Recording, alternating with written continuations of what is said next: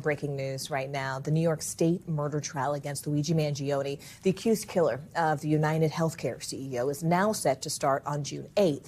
All of this despite pleas from Mangione's defense team that they will not be ready because they're preparing for the upcoming federal trial, which starts just a few months later on October 13th. Mangione is accused of gunning down UnitedHealthcare chief Brian Thompson on a Midtown Manhattan street back in 2024. Mangione has pleaded not guilty to all of the charges against him.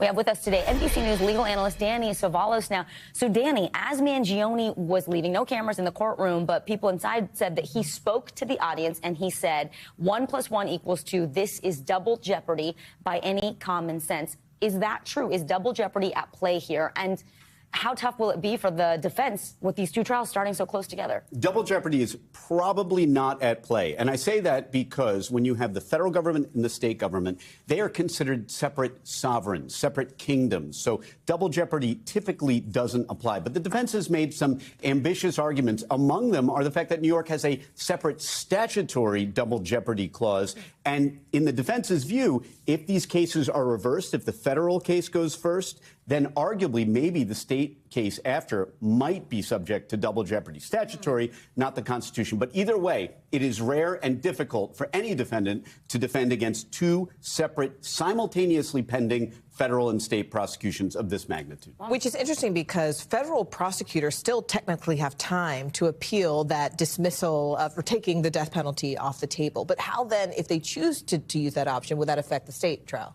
It might affect the timing, and ultimately the decision whether or not to appeal that is a purely political one. It is resource-driven. It is likely not dependent on the actual facts, because here's why. One thing that could happen is sometimes prosecutors don't appeal decisions because it could create bad law. They may be concerned about wanting to use this statute in the future, and so that would be a decision that has nothing to do with whether or not they want to prosecute Luigi Mangione for a capital offense. It's future move. Future cases, or they may just decide, look, we don't think we have a great chance. This was probably wrongly charged, so we'll go forward. We'll still get life imprisonment if we succeed in our firearms case against Mangione. Wow. Danny Cevallos, as always, thank you so much. We appreciate it. Good to see you. Thank you, Danny.